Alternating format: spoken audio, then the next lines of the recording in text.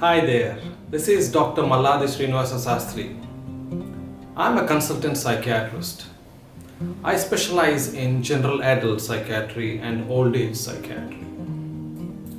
Today I want to talk to you about a tricky topic, something which we shy away from conversing about. Do you want to live well or live long? And that's the topic today. See, I choose both. I wish to live well and also live long. But then I also choose to live no longer than the natural course permits. I'll explain to you what it is all about. First, let's look at living well. Once I heard a senior doctor say something very interesting. What would be the best way to see a natural end to your life? And he said, wouldn't it be nice to be drop dead without having to have long-term illnesses, for instance? I also heard a spiritual master, Sri Rajagopalachari, say, live your life as if there is no tomorrow. In Bhagavad Gita, Sri Krishna Paramatma coaches us to perform our duties with no attachment to the results. Let us look at them all again. Wouldn't it be nice to be drop dead is the first one we are looking at.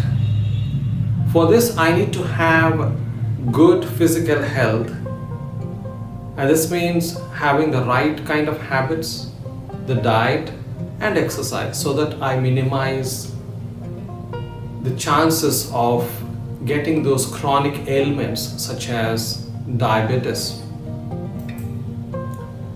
I should seek medical help promptly whenever necessary. We should live well by reducing our suffering, be it physical or mental. And we have the right to live a pain-free life. The third one we are going to look at is the whole idea that live your life as if there is no tomorrow. This is the second one.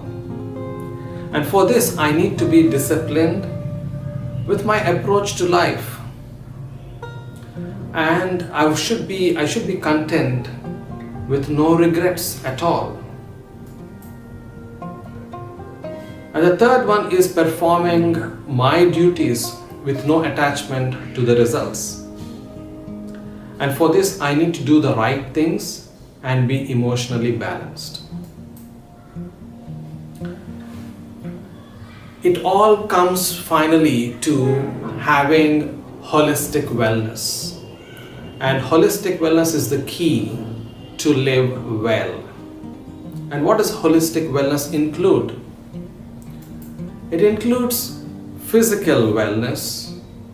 So we take care of the diet, exercise, and also make sure that we seek help whenever there are medical problems. Second one would be mental wellness, making sure that my emotional well-being is taken care of. And the third one would be spiritual wellness. All those things about wanting to know who I really am, what is my purpose of life, and how do I make my life more meaningful. And the fourth one is social wellness. Because we are all living in a society, and we always have lived in a society, so we need to make sure that we take care of the needs of the family, the society. How do we relate to the friends and our work colleagues, and so on. So, in a nutshell, living well is about my quality of life. All right. Now let's look at the second topic, which is living long. In modern times, it is great to see the advances in healthcare. Even the deadliest illnesses such as cancers can be treated successfully. We are living longer than ever before. However, there are two questions that we need to ask ourselves. One, as healthcare providers, and the second one is as a common man. How do we even measure success when it comes to life? Should it be measured in the context of how well I live or how long I live? Right? Ideally, both, one would say, because we all wish to live well and live long. Right? But I wouldn't choose longevity at the expense of quality of life. The second question is of lot more concern. As being a modern human, I don't feel in control anymore. This question relates to the dilemma I will face in choosing between attempts to prolong my life with endless advances in treatment in healthcare. Or there could be a time when my life is being supported on gadgets mechanically. Do I wish to have a life without them? Can I choose? That's the second dilemma.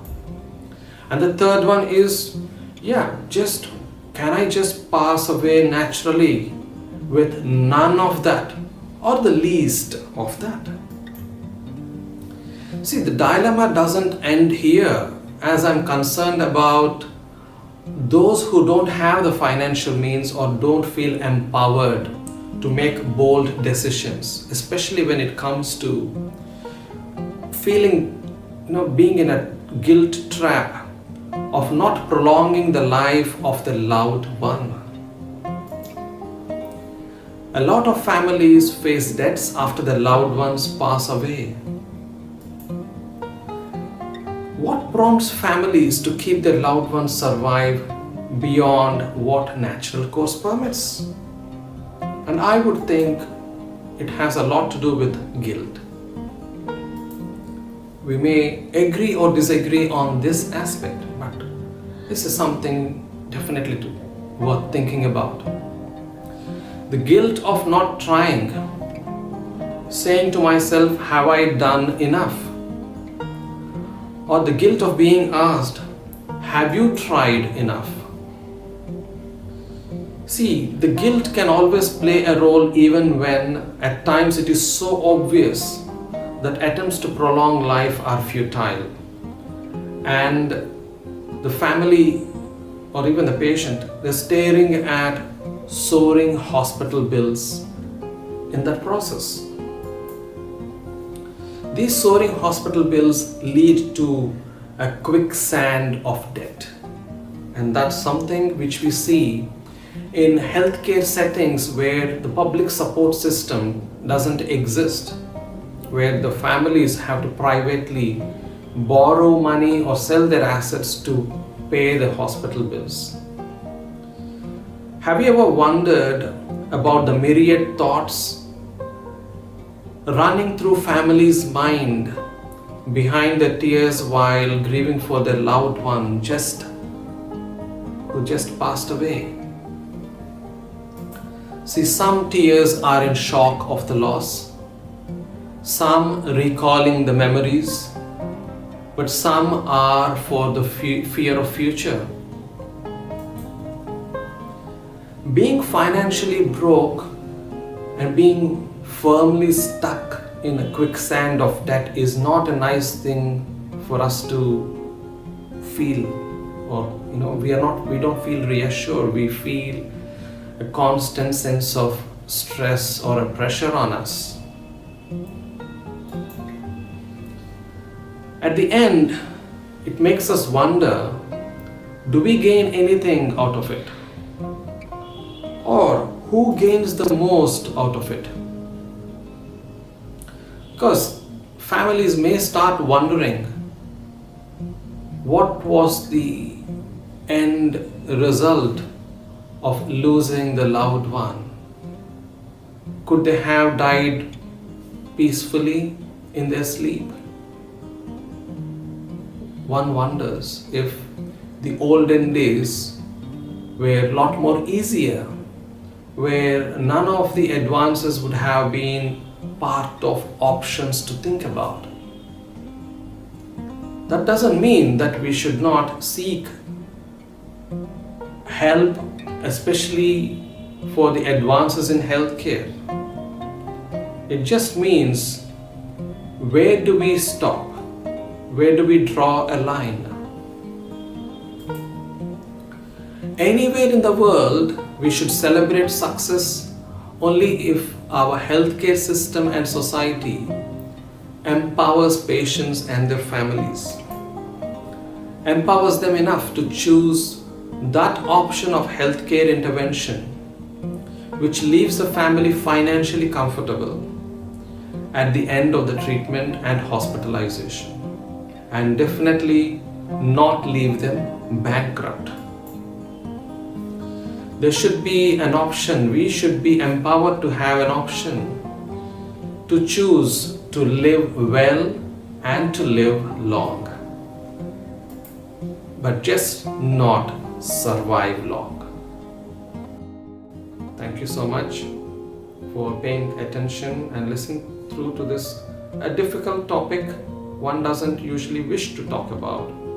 But I think it is important that we need to look at how we can help our families, support them through this process, whichever way it is.